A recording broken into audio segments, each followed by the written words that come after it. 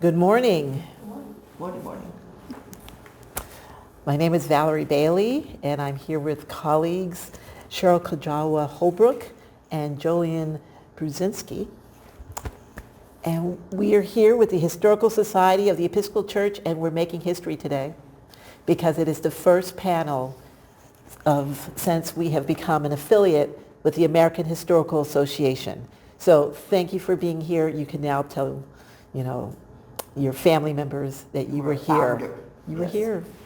And so the Historical Society of the Episcopal Church has been around since 1910 and has been serving the church as its historians and archivists and in preserving the history of the Episcopal Church and making it available for both lay and clergy as they are doing their ministry. But this year we are expanding our conversation to include historians in general from all backgrounds, and particularly about the history of the church and history of the church and religion in the United States.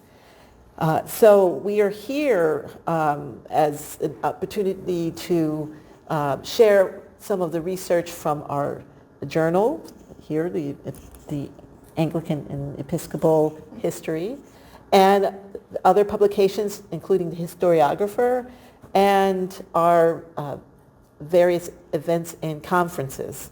So you are invited to the conversation.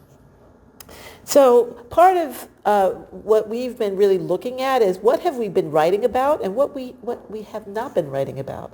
And I'm involved with working with colleagues in the Historical Society to come up with a timeline for African Americans in the Episcopal Church. And part of that is conversations particularly with what is in your church archives that could be a paper, or what if you are a scholar not connected with the Episcopal Church, but your papers are and your research is related to that. And we were so fortunate to find Dr. Jolyon Pruszinski, who is doing amazing work looking at archives from churches in the Diocese of New Jersey, which is going through a process of reflecting on their connection with slavery and the issue of reparations. So in that area, all around the country and all in the Episcopal Church, this question of reparations is being asked, and it is something being done in conjunction with historians and archivists. So we are very pleased to have Dr. Pruszinski share his research and his work with the Diocese of New Jersey. I'm really pleased to get to speak with you about the historical work on racism that's been going on in the Diocese of New Jersey. But I want to sort of start with an observation about a little bit my thoughts on the landscape for public history in the Episcopal Church, which in some ways I think is a little bit different from other denominations. So, while at least significant parts of pretty much every majority white denomination struggle with being honest about their history of racism and slavery, and the Episcopal Church certainly has that going on in some places. I think the Episcopal Church has sort of a further difficulty, which is in some ways the opposite problem. As the only majority white denomination in which a majority voted against the current president in the last election, many people in the Episcopal Church think either, we're progressive, there can't be any bad history to deal with, or they think, we can't bring that up because if we do, it'll give people the wrong idea about us because really we're progressive. We can't say that because it'll make us look as bad as the fundamentalists or as conservative denominations. So that is to say, there is a hesitancy even among progressives and even at times among historically black congregations in the Episcopal Church about disturbing some of the mythology or the hagiography of the church. So really, no matter what way you slice it, there are significant obstacles to public history work in pretty much every church, denomination, and community. But thankfully, I think there's enough willingness to admit to wrongdoing in light of the need to repair current problems and injustices that are the product of racism. It's at least possible to get a foot in the door regarding public history work on slavery and racism in the Episcopal Church. And at the national level, the General Convention has, at least in theory, insisted that this is important. In 2006, the General Convention passed a resolution requiring that every diocese investigate their history of racism and their complicity with slavery in order to repent for those evils and adjust course. However, for a while, the resolution met with not a lot of action on the ground, as is shown by the fact that the 2009 General Convention renewed the act, or sort of formally extended it. However, since then, various dioceses and histories have begun to act on the mandate. The initial trickle has become more of a steady flow, and I believe Sheryl is going to talk a little bit about this after me. But the work in the Diocese of New Jersey is one of the products of this national mandate. And I should say a little bit about the Diocese of New Jersey specifically that bears upon how this work was sort of formally approved and begun. So the Diocese of New Jersey doesn't cover all of New Jersey. It covers like the southern two-thirds of the state. And this includes the Jersey Shore, the Pine Barrens, outer suburbs of Philadelphia, a lot of white flight suburbs, but also the capital region around Trenton. It specifically does not include Newark, which is its own diocese.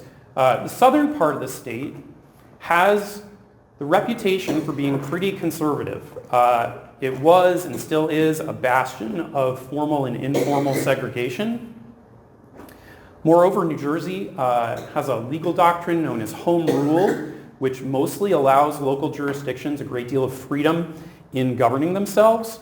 And it's essentially the state government version of states' rights. And it's been used in New Jersey in much the same way that states' rights have been used on a national scale to sort of foster a white supremacist influence.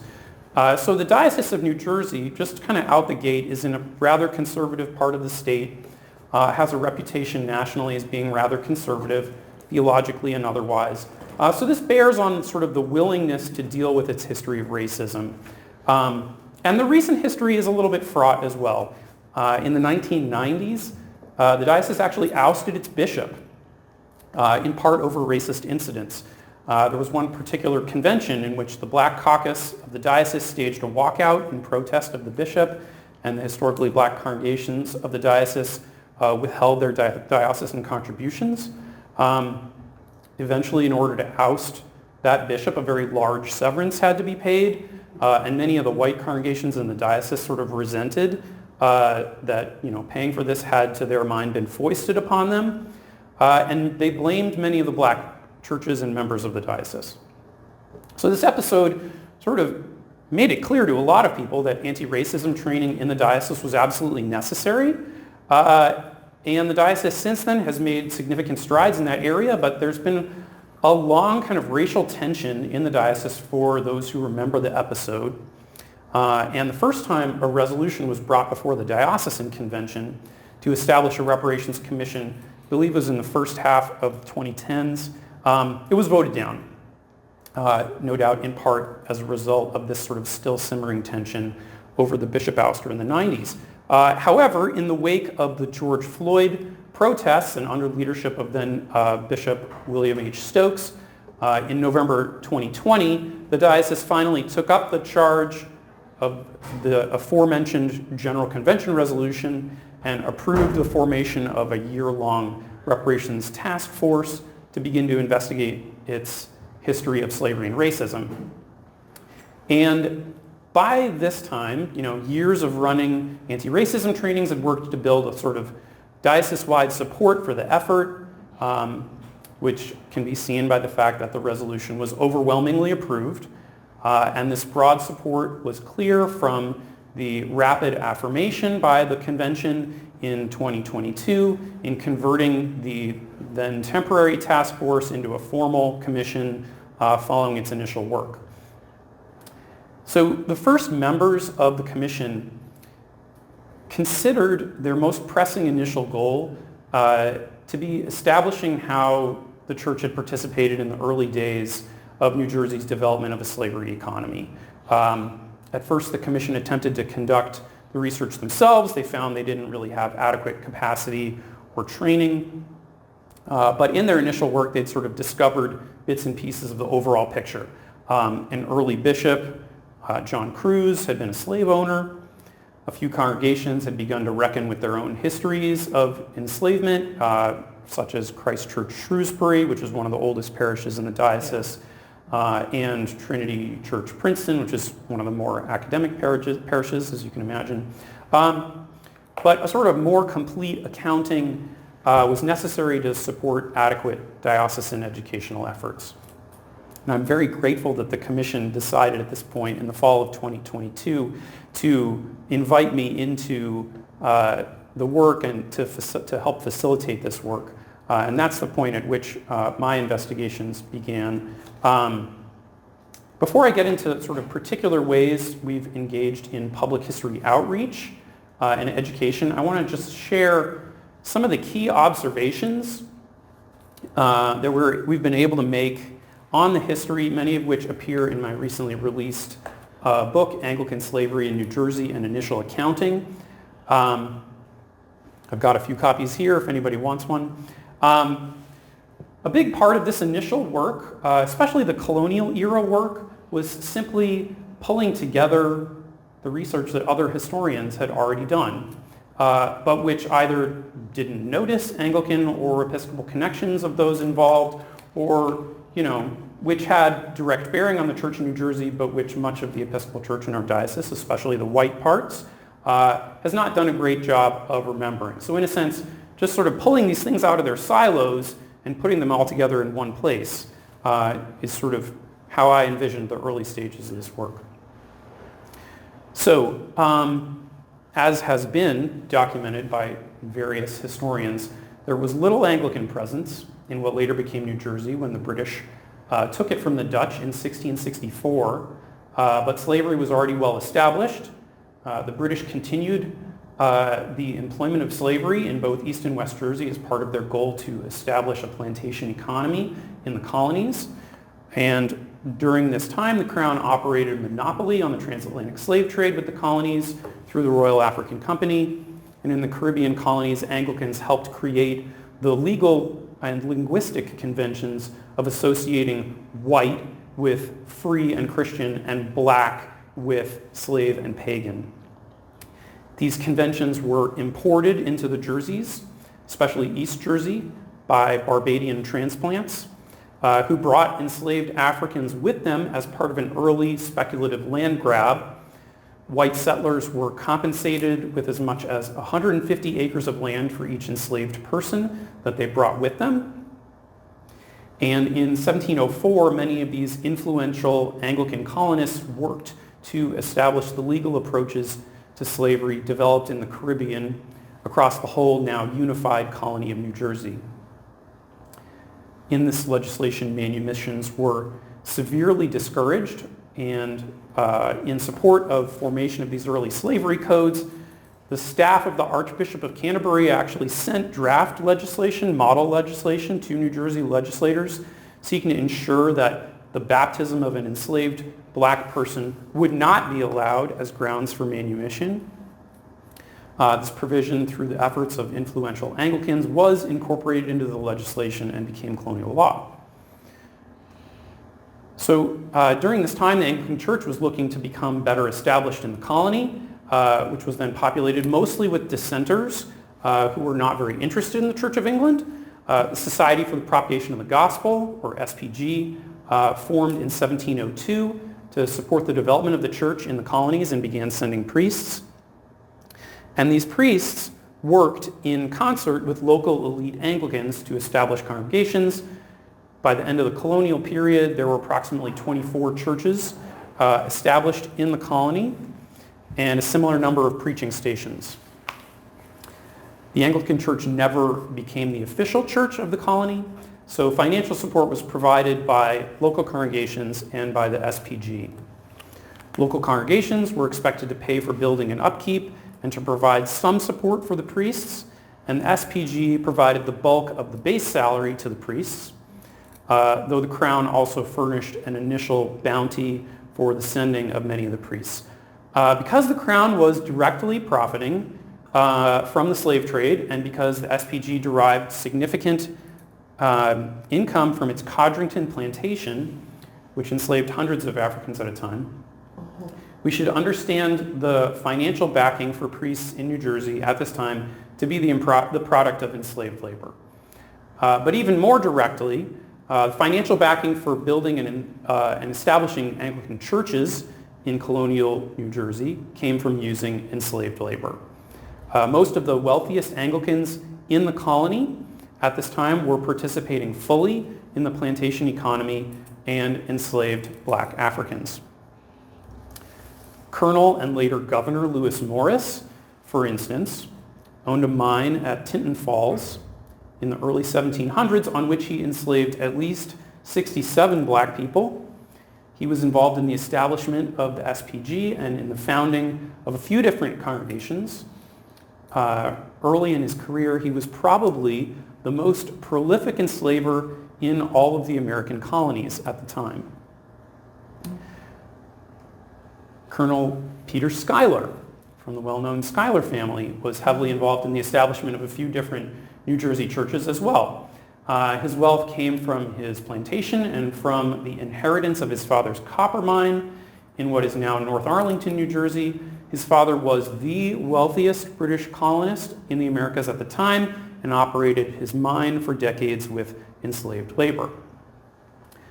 Perhaps a bit better known is Governor William Franklin, son of Ben Franklin, who gave generous gifts to help establish a few different New Jersey churches, including St. Mary's Burlington, and his wealth was in part a product of enslavement. And it's not just the laity that were involved in enslaving Africans and African Americans.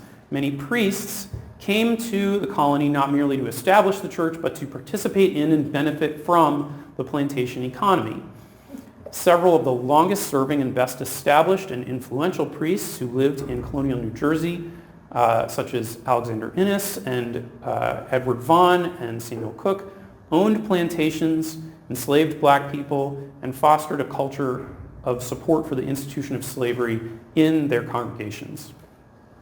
For example, Reverend Thomas Thompson, who served 5 years in New Jersey, including at Shrewsbury, Middletown, Freehold, and Allentown, and went on to become the first Anglican missionary to Africa, wrote a very influential treatise supporting the institution of slavery on biblical and utilitarian grounds. Thompson's work shows that the Anglican missionary attentions devoted to enslaved black people during this period were not really benevolent. These attentions were in almost every way self-serving for white Anglicans, particularly in New Jersey, where free white people were in general not interested in the Anglican Church. As such, the potential to develop loyalty among enslaved Africans was viewed as politically and economically useful. This became crystal clear when the British offered enslaved black people freedom in the rebelling American colonies during the Revolutionary War. The British had been happy to enslave Africans when that benefited the crown economically and were ready to free them when that appeared likely to give them an advantage in different circumstances. So thousands of the enslaved escaped their bondage during this time as a result of these offers of freedom, and the population of the enslaved in New Jersey did drop markedly as a result of the war. After the war, the Anglican Church in the state was in disarray. Many of the priests had fled. Worship at pretty much every Anglican church in the state had been very disrupted. The state of New Jersey kept slavery intact after the war, and the nascent Episcopal Church continued to use it for its benefit. It was not until 1804 that New Jersey voted to enact gradual abolition. It was the last northern state to formalize legislation of this kind, and while The legislation promised freedom after 21 to 25 years of service to African Americans born into slavery after 1804. The immediate effect of the law was to shore up the institution. No one was immediately freed. In the meantime, the most influential priests in the founding of the diocese during the post-revolutionary period, the Reverends Abraham Beach and Uzal Ogden, both kept enslaved black people and derived significant income from industry and farming using enslaved labor. They fostered a culture of support for the institution in their churches, in which the diocese and many influential laity during the time continued to own slaves, even including some laity who identified as abolitionists. However, most of the enslaver laity were not abolitionists, unsurprising.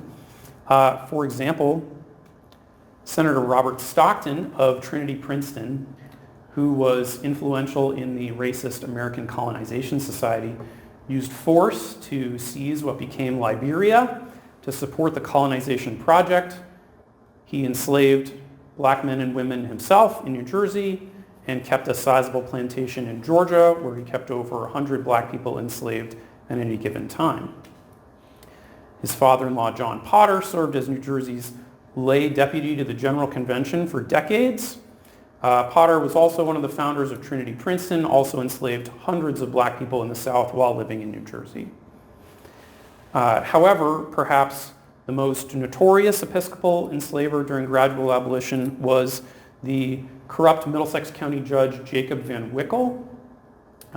During this time, under gradual abolition, the enslaved had to consent to sale outside of the state because such a sale could result in the alteration of their status from slaves for a term to permanently enslaved. And Van Wickle sought to profit from such interstate sales and so forged dozens and dozens of papers of acquiescence, even going so far as to claim that the cries of infants constituted consent. His ring also kidnapped free black people in order to sell them south. He and his family are buried at St. Peter's, Spotswood, where he served as warden for decades, at least 40 years, before, during, and after the operation of the ring. He also served on the Diocesan Standing Committee in the immediate aftermath of the exposure of the ring. Fellow members of St. Peter's, Spotswood covered for him to prevent his conviction in the legal proceedings associated with the operation of the ring, and near the end of his life, he donated much of the money for the building of the current church building. Now, it's perhaps unsurprising that such actions were normative among elite Episcopal laity of the time because slavery was left unchallenged by the early bishops. The first consecrated bishop of the diocese, John Cruz, as I mentioned before, enslaved people himself, and he would actually even manumit them just prior to becoming legally liable for their financial support in old age. The second bishop, George Washington Doane, left the institution unchallenged and sought to curry favor with wealthy slave-owning Southerners to garner financial support for his projects. The wealth which allowed him to serve as bishop, which is in part why he was chosen because they wouldn't have to pay him, was derived from his wife, and it was the product not merely of profiting off of slave labor, but from the transatlantic slave trade itself. So, while many black residents of New Jersey still did not feel welcomed or humanely treated in the diocese at this time, some still persisted in the denomination and sought to carve out a way of being black and Episcopalian in spite of paternalistic treatment, segregation, and other horrific challenges. The first ordained black man to be canonically resident in the Diocese of New Jersey was the Deacon James C. Ward, a school teacher who moved briefly to New Jersey in 1830 after serving in Pennsylvania, but it does not appear that the Diocese of New Jersey afforded him a meaningful opportunity to teach, as he left for Maryland in the following year.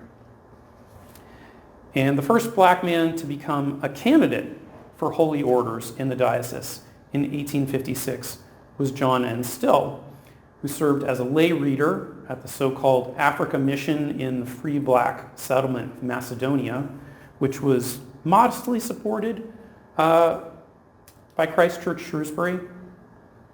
He also met with great difficulty in his ordination process in the diocese. His candidacy was never advanced in spite of the success of the mission, which had over 100 people involved. He lingered on the rolls of candidates for 9 years before ultimately being removed. Happened at the time of a change in bishops. The first black congregation in the diocese, St. Philip's, was formally founded in Newark in 1856, though a few early lay readers were black men of the congregation. No black clergy were allowed to serve the congregation until after it was no longer part of the Diocese of New Jersey. At the time of its founding, Bishop Doane actually begged white congregations to support its building project financially on grounds that sound very like modern arguments for reparations. But he took no formal steps to enforce or ensure said funding. The forthcoming funding support was exceedingly modest. I should probably clarify, these two missions were essentially outliers at the time. Much of the black ministry in the diocese during the 19th century consisted of segregated parish schools designed to keep black people in their place, sometimes even specifically as an alternative to other black schools in the town where they were operating that were run by black instructors. Typically, black people were required to sit in segregated worship spaces in predominantly white churches.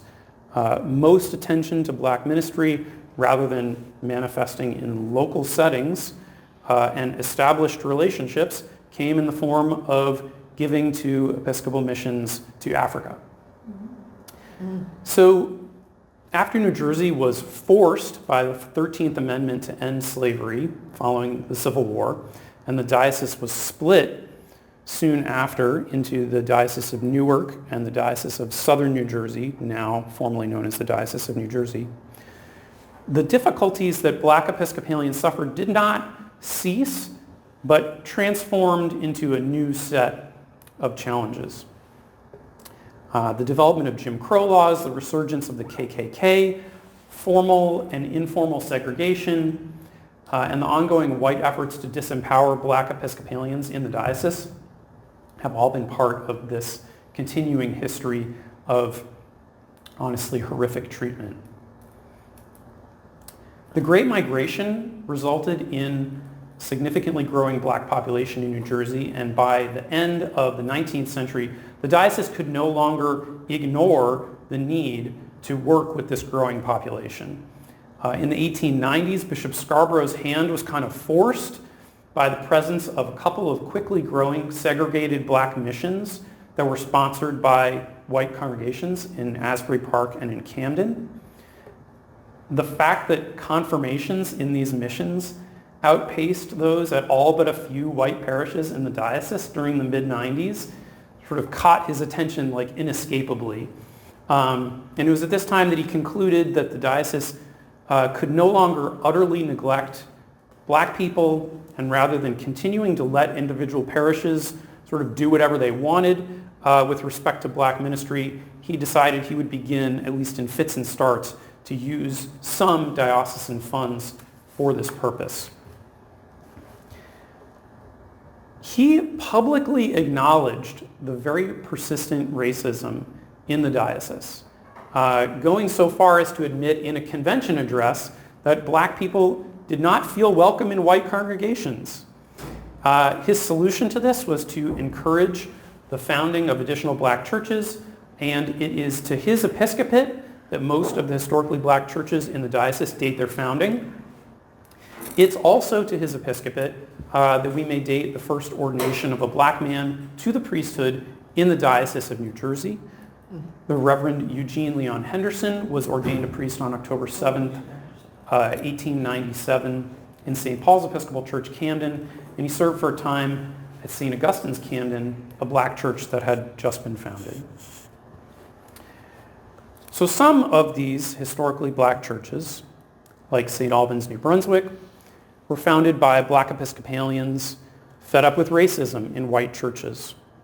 Some, like St. Augustine's, Camden, were formed through segregated outreach from white congregations. Many of these churches, like St. Thomas Red Bank, used spaces rejected by white congregations and were long underfunded and under-resourced. Even when allowed ordained black clergy, the clergy were often not allowed to move from the diaconate to the priesthood, or were only allowed to serve the congregation for a short term. Many of these churches, such as St. Augustine's Atlantic City, St. Augustine's Asbury Park, were sustained and even managed to grow dramatically through the efforts of dedicated lay leadership working to insist on the rightful place of black Christians in the Episcopal Church, even as the rest of the diocese was often openly hostile. Early 20th century saw the further development of Jim Crow laws enforcing additional forms of segregation. This legal development was paralleled by the resurgence of the Ku Klux Klan in many parts of the state. In many instances, white Episcopalians collaborated with the Klan, such as in Long Branch and Asbury Park, while all the white congregations in Atlantic City, including St. James, Church of the Ascension, and All Saints, hosted Klan rallies. The diocese was home to openly Nazi-sympathetic priests as well, including the long-serving Reverend Dr. Ridgway in Camden. In the decades following World War II, the cities of New Jersey experienced dramatic episodes of white flight, as rather than live as neighbors with black Americans, white New Jerseyans sought to cordon themselves off in all-white suburban developments. The white churches of the diocese were almost without exception no different.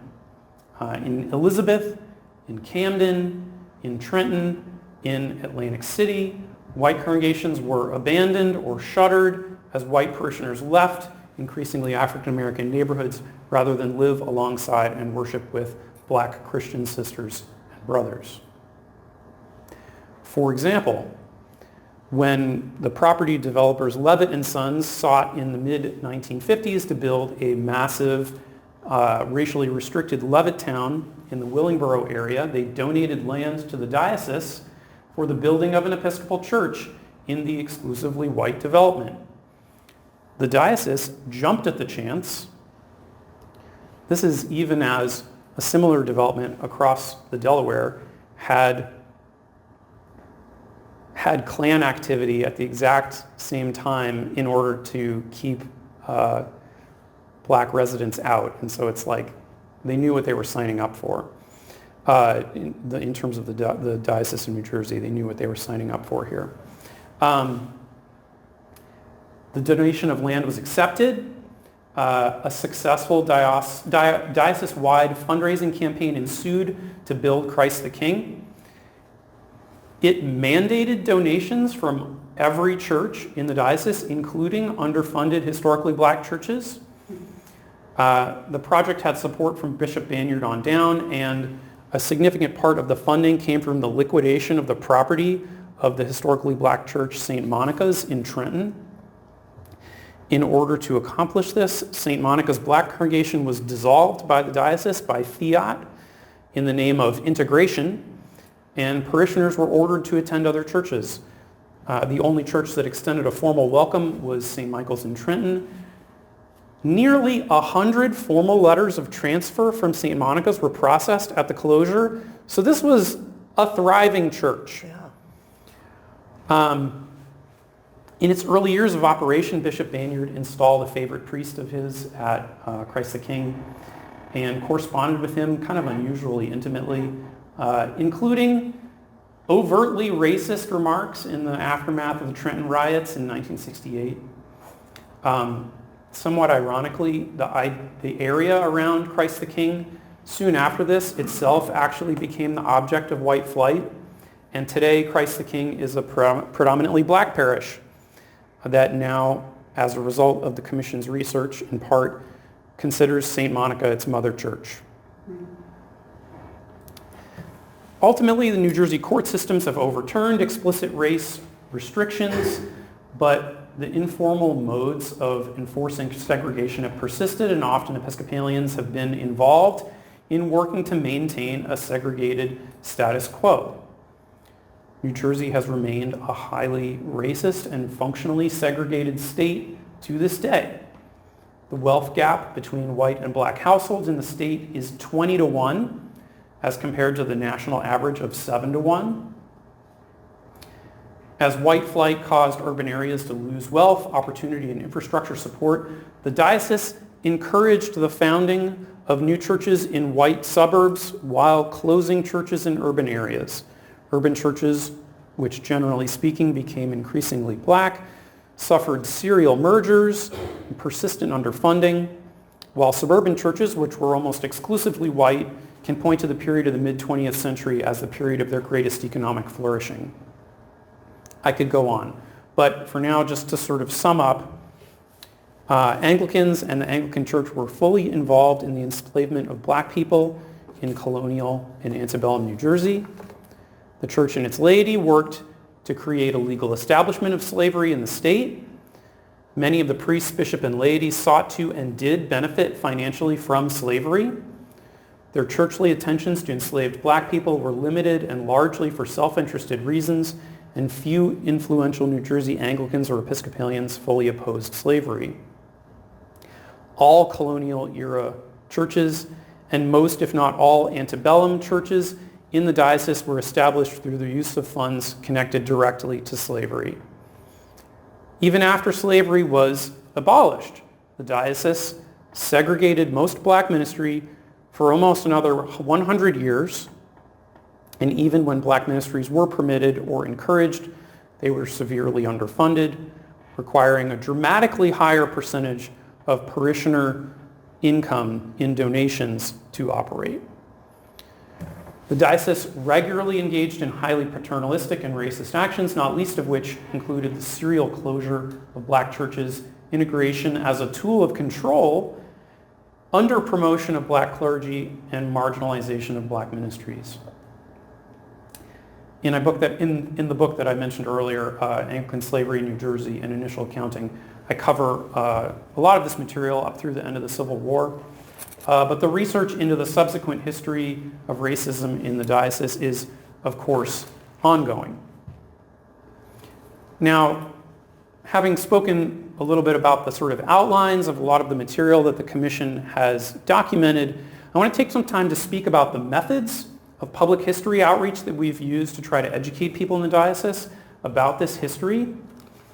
And a big part of this education is necessary because state history, particularly the history of slavery and racism, is not taught well in New Jersey public schools, at least in my experience. I have 4 kids in New Jersey public schools. So, for instance, in general, people in New Jersey don't really know that the 13th Amendment to the Constitution became the law of the land over the protests of the New Jersey state legislature. It became the law of the land, and then the next legislature had to affirm it once it was sort of a different group of people. People want to think of New Jersey as a northern state. They don't think of New Jersey as a slave state that was very sympathetic to the Confederacy, or as a state that the Underground Railroad had to go through to get somewhere else, as opposed to being a fully safe destination. So part of the education is just sort of general education about New Jersey, but then obviously a big part of it is Episcopal specific stuff. So the Commission decided soon after I was hired that the process of researching, documenting, and publicizing this history would be known as the Diocese of New Jersey Racial Justice Review. The beginning stages would include literature review, archival work. Initial research would be published through a blog, diocesan communications, commission report of the diocesan convention, various other media, pretty standard, okay? So I started work in September of 2022, and within a few months we were rolling out the blog and the other aforementioned communications about the work in an effort to engage with members of the diocese. So the initial stages of the research immediately enabled new outreach to colonial and antebellum era churches in the diocese. Once it became clear, the degree to which colonial era churches were implicated and the establishment and perpetuation, or with the establishment and perpetuation of slavery in the colony, members of the Reparations Commission began to contact some of these congregations, communicating initial observations, inviting them to participate in a Lenten service of repentance, which was held on March 25th, 2023 at St. Peter's Church in Freehold, New Jersey. The members of the Diocesan Reparations Commission were convinced that it was essential to tell the story of slavery's place in the church in diverse ways, including in the context of worship. Designed and organized by priests Joanne Epley-Schmidt, Jack Zamboni, and Beth Rowan Cieno, the core of what has been called a Stations of Reparations service was modeled on the traditional Stations of the Cross, in which a portion of the story of Jesus' Passion is told at each station with a repeating structure of prayer. The service engaged over 80 participants, this initial service, from around the state and nation, to consider the church's history of oppression of Africans and African Americans and inviting a response of repentance. Anchoring the service in a collaborative historical effort, representatives of 5 early New Jersey Episcopal congregations described how the founders and clergy of their congregations participated in the practice of slavery, including participants from St. Peter's, Trinity Princeton, Christ Church New Brunswick, Christ Church Shrewsbury, and Trinity and St. Philip's Cathedral in Newark. Each congregation named founders who enslaved black people in agricultural and mining operations inside and outside of New Jersey, as well as those clergy who kept slaves in their households or condoned slavery through their teaching and ministry. Some of these churches were chosen because they had already begun to do this research on their history with slavery. A few hadn't, though, and the Commission supported their participation by providing collaborative research support in the run-up to the event. Service was live streamed and recorded. Contributions that each church made were published on the blog. Press release was provided to Episcopal News Service. Commission provided a write-up for publication through diocesan channels. Okay. And, the reporting of initial research created a number of opportunities to engage congregations in other ways as well. Commission's video presentation of colonial and early Republic research at the 2023 Diocesan Convention, which was attended by over 1,000 representatives, sparked many conversations among parishioners and clergy present and initiated the beginning of processing and reckoning, even in many of the churches that hadn't participated in the initial liturgy. Since then, members of the Commission, myself included, have presented at several additional churches, convocation meetings, conventions, in order to foster consideration of what can be done to repair the history of atrocities. Another way that the Commission has engaged the larger diocese in educational efforts is through periodic webinars on the subject of reparations. Each subsequent Lenten season, the Commission has continued to offer the Stations of Reparations service, each time inviting several new congregations to participate. After the initial service focused on the colonial era, subsequent services have included churches founded much more recently and have focused on their experiences with racism. And in the run-up to each of these services, the Commission has worked to collaborate with the invited congregations in providing research support to sort of help them produce their contribution and to begin processing their history. due to the ongoing segregation of the state and the diocese, many white parishioners and congregations are entirely unaware of the experience of black people and historically black congregations in the diocese. And as such, an important priority in these ongoing services has been the inclusion of the 10 historically black congregations in the Diocese of New Jersey, both in terms of supporting research into their own history, but also providing a platform for them to share their stories and their priorities with the rest of the diocese. Excuse me. The 2024 service was held at the aforementioned St. Augustine's Asbury Park and included historical testimony from multiple other parishes as well, including another historically black church, St. Thomas's Red Bank. The 2025 service was held at Christ the King Willingboro and included testimony from 2 white suburban churches and from historically black churches, St. Augustine's Camden and St. Wilfrid's Camden. The structure of the service was sort of designed to be highly replicable and portable to facilitate use in a variety of settings. It's been the inspiration for services in other areas, including a regional Province 2 service for repentance for slavery. The 2026 service is currently in the planning stages, but by the time it's complete, approximately 25% of the churches in the diocese will have begun the process of some kind of self-research related to their own history of slavery and racism, and that's including not just churches that participated in the services, but a somewhat larger group. Another liturgical approach that the Commission has taken to educational outreach has involved the production of a pilgrimage. Sorry, this slide is highlighting the historically black congregations that have participated. Like I said, another approach has been production of a pilgrimage. This is designed to be completed in an afternoon. The pilgrimage leads participants through a cycle of 5 sites of historical atrocities related to slavery in New Jersey, perpetuated by Anglicans and Episcopalians. Each site has a historical reading related to the site and prayer related to what happened there. Sites were chosen to work with existing interpretive materials and exhibits, and the pilgrimage builds from these to provide distinctively Anglican and Episcopal content. The pilgrimage guide's available online. It's designed to be experienced by participants without an in-person leader, so you can just go do it yourself if you want to. It can be followed from a smartphone. Multiple groups have now participated and found it both challenging and moving.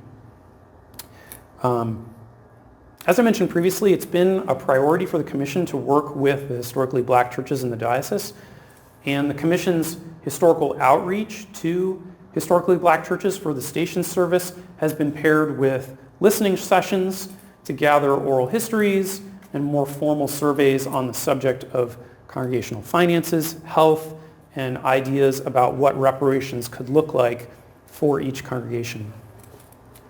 In light of this research and the findings from recent historically black church listening sessions, the Commission decided that it was time to put forward a further diocesan convention resolution at the most recent diocesan convention in November of 2025, calling for the creation of a dedicated diocesan trust for reparative justice and a board of overseers to oversee the fund. The resolution also called for the board to produce recommendations by the next convention of sources of funds to populate the trust and the target size for the fund. In spite of warnings from detractors that the diocese was not ready for such an action and would reject the resolution, happy to say that it passed with near unanimity, over 95% voting of delegates voting in favor. So in light of the need to garner further support for the expected recommendations from the board at the next convention, the Commission is now beginning a full court press program of church visits to garner support for the initiative and plans a diocese-wide book club to educate a wider swath of churchgoers in the diocese using Anglican slavery in New Jersey. So that's what public history has been looking like in the Diocese of New Jersey lately. As I mentioned, the most regularly updated place to find more detailed research from the Diocese of New Jersey Racial Justice Review is the blog that's endorsed by the Commission. It contains summary historical information about New Jersey, slavery, the Anglican Church in the colonial era, diocesan history in the early Republic before the Civil War, much more of which can also be found in my book. But it also includes more recent history, congregational histories related to racism, detailed vignettes, video presentations, news articles, digitized historical documents related to the themes of the review, etc. So just want to say I'm very grateful for your willingness to hear what we've been up to, and I hope you find it helpful. And thanks very much again to Matthew and Valerie and Sheryl for inviting me today. Thank you. Good job. Thank you. I'm Sheryl Kujawa-Holbrook, and I am the editor of Anglican and Episcopal History. So that's part of my connection with the Historical Society. I'm also, since June 2024, the historiographer of the Episcopal Church. So I have a couple roles in terms of our business here today, in terms of supporting history within the Episcopal Church. I happen to believe that a knowledge of our history is integral to the ministry and the mission of the church. But also, if we're even going to begin to talk about reparations or repair, we need to work with our various constituencies to name what happened and to own our part in one of the largest human catastrophes within human history. And so that's part of what we're trying to do here, but that's also part of what we're trying to do in our work on different levels throughout the Episcopal Church. Jolyon talked about the resolution that enabled the repudiation of slavery in the Episcopal Church. I'd just like to confirm that date. The Episcopal Church did not formally repudiate slavery until 2006. And that's a date that my seminary students, clergy friends, whenever I do presentations, continues to surprise people. So as long as it surprises people, we need to continue to do our work on historical education. And in terms of what that meant and what's the history behind it, I was taught when I was in seminary, starting in 1979, that the Episcopal, which is true, the Episcopal Church was the only mainline denomination that did not split over slavery in the 19th century. The Presbyterians split, the United Methodists split, other groups split. We did not. But I was taught that that was a good thing. Well, the price of that good thing was silence on the largest moral issue of the day, right? So we need to continue on all the different levels of the church, which is part of the Historical Society's work, but also part of our colleagues' work to be able to intervene in the narratives, the old narratives, and to be able to name what happened and our complicity in what happened before we can fully move forward. Part of my job here today is to talk about some of the current efforts. We've heard all that's happening in the Diocese of New Jersey. There are other parallel programs and initiatives throughout the church. These have, once the resolution was passed in 2006, they were, as Jolyon mentioned, kind of slow to get started. But since the advent of the Claiming the Blessing program, part of that program was the investigation of history. There has been more work in I'd say, the recent 6 years, maybe the recent 9 years, than there was immediately after the resolution. And I name that not because we're anywhere close to being done, but I'm naming it because I think it's important to show people both within historical education, but also within the church, some of the responses to this. Obviously, this kind of history and research is a long-term commitment. It's not going to be done in one workshop. It's not going to be done in one panel, but there are various levels where people can contribute, and many different people from different kinds of backgrounds contribute to this work. Since the American Historical Association in 2021 termed the word engaged history in terms of these kinds of efforts, there's also the term Jolyon used, public history. The Episcopal Church has been working to support engaged history on all levels of church life. We have laity, clergy, scholars, activists, librarians, teachers, educators, editors, students, curators, administrators, liturgists, translators, artists, architects, and others involved in different initiatives in parishes, in dioceses, in provinces, and in Episcopal institutions, such as seminaries. And so some of that work is also what we are inviting in the Historical Society, and we're trying to publish it and get the news of what different people are doing out there. One of the very first projects after the 2006 resolution was, some of you may have seen it, the film documentary Traces of the Trade, which came out in 2008. It's still available. You can get it on YouTube. But it was a story of a place not unlike New Jersey. It was about Rhode Island, another place where everybody thought that they were abolitionists, right? And it was the story of the DeWolf family. The DeWolf family was, there was a DeWolf that was the presiding bishop. They had a long history in the Episcopal Church, in the parishes in Bristol, and specifically Rhode Island. I was for a while a clergy person in New England. There are all these DeWolf funds in various and sundry dioceses. And they also happen to be the largest slave trading family in the history of the United States. This came to light when Katrina Brown, who is a DeWolf descendant, investigated her own family history. And that's what the documentary is about.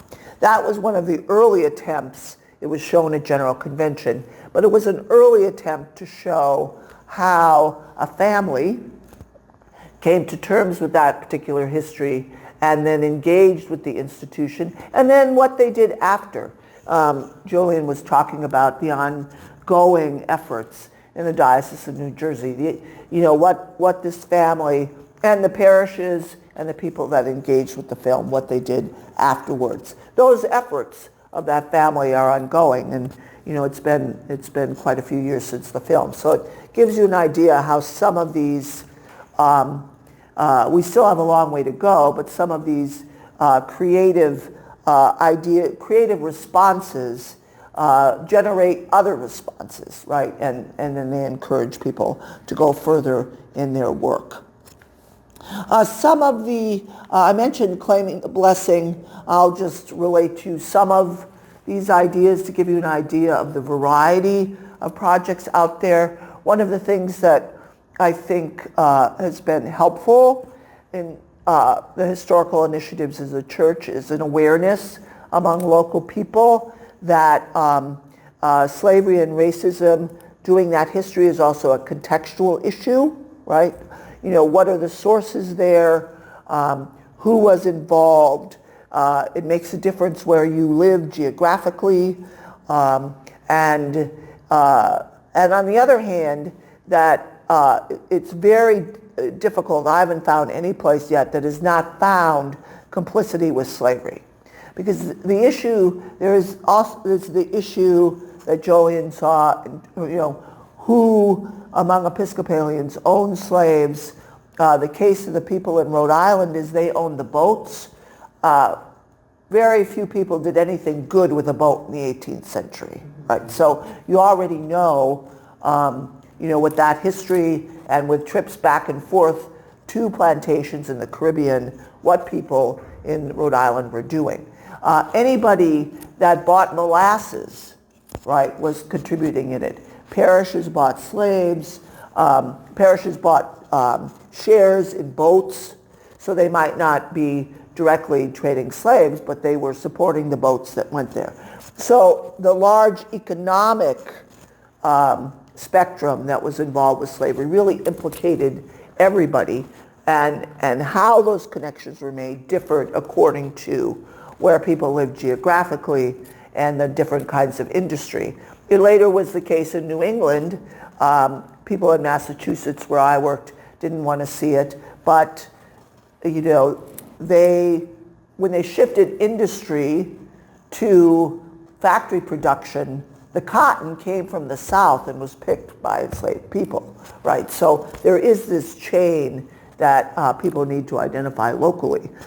There's some churches that were very proud of their tradition of having no slave owners in the church, but then they did research on the building and found that the bricks that made the building were made by enslaved people. So there's this important economic web around this discussion that really has proven to be helpful to people when they start investigating it on a local level, because that can give, in a way that's very graphic, sort of the web of production and how thoroughly involved everybody that participated in the United States economy was involved in enslavement, and what the implications of that was. Some of the projects that just come to my attention, I'm not intending here to leave any diocese intentionally out. I was just trying to think of some representative places, is that we have several locations developing sites related to that. There is some energy around a Pauli Murray Center for History and Social Justice. That center is in Durham, North Carolina. I'm told, I haven't been able to get there yet, I'm told that they they're not very strong on her church connection. So I would, I caution that. I don't know that's necessarily true. But I do know that there are church groups that have energy. We're coming up to the 50th anniversary of her ordination. She was the first African American woman ordained in the Episcopal Church. And so there is some energy around Pauli Murray, some participation. There was the Pauli Murray coin that was minted recently, and we had people participate in that event. So there's some visibility there. We also have the Truth and Reconciliation Committee of the Diocese of Maryland developed a Trail of Souls pilgrimage that was similar to the pilgrimage that Jolyon recounted here, in terms of what are the sites that are significant in terms of the history of enslavement and the history of racism in your particular location. And that was an experience that a lot of people wrote about and journaled and then duplicated it on the parish level. There was also, for instance, there's been for years, but it's recently been revived, a pilgrimage around a center in New Hampshire. That's the Jonathan Daniels Center. Daniels was a murdered white civil rights worker. He's in the liturgical calendar. And there is a center dedicated to him in New Hampshire. I know both in the case of the Diocese of Western Kansas and in Oklahoma, the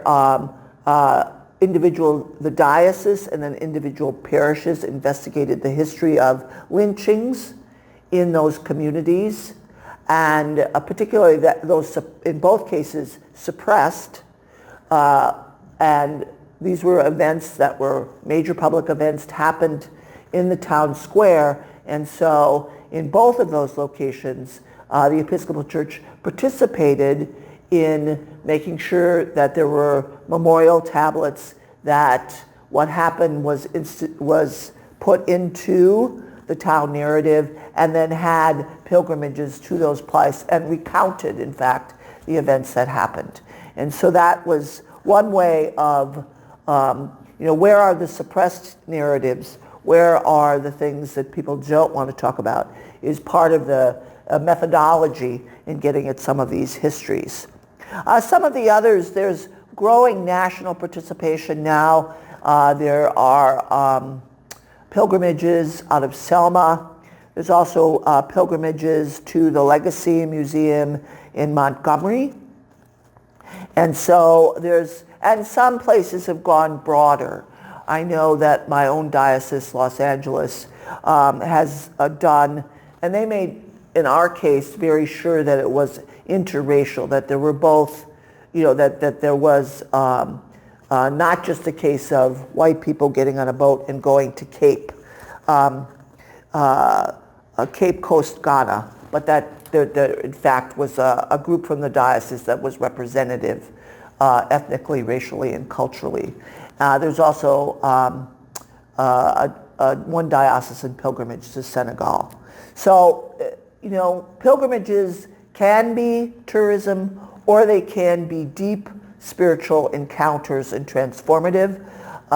It's really another discussion how you do that, but I raise that as one educational methodology that has been helpful in some locations. There's also parishes that are investigating their complicity with enslavement. One of the terms I hear all the time is that after people do their research, they say it was hiding in plain sight, right? Some of this involves looking around, who are those memorial tablets in old churches, right? Who is in those memorial tablets, and what did they do? There was one case, for instance, one of our infamous presiding bishops, Bishop Hopkins, pro-slavery, Diocese of Vermont, and he was also the presiding bishop. They eventually took down his memorial plaque from the cathedral after doing more research on him.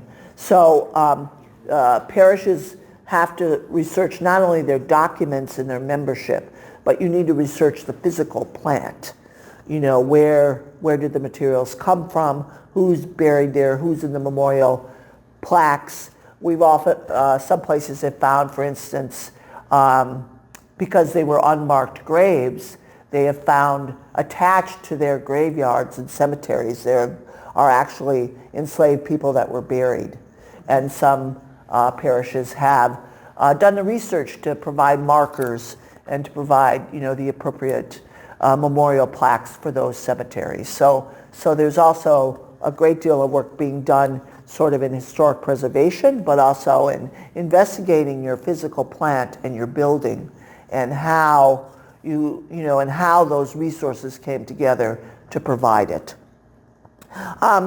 Some of those parishes are the Memorial Church Baltimore, who has done an extensive work probably now over the last 10 years. There's the Old North Church Boston. The Old North Church is the famous Paul Revere Church. The British are coming, right? Well, they hired an African-American history specialist to work with them for 2 years to excavate both the African-American and the indigenous history of that church. To investigate, they had a history like anybody in Massachusetts. Their history always says they all were abolitionists. Well, Old North Church was interested in seeing if that was really true. Of course, it's mixed, right, as many of these histories are. And also sort of to record some of the work and of the free African Americans that were in Boston. And how did they contribute to the parish? And what is their legacy to that church as it stands? An interesting place is also St. John Salisbury, North Carolina. They did something, they found out in their research, and this again relates to the church, not surprising, they had a memorial window dedicated to a Confederate.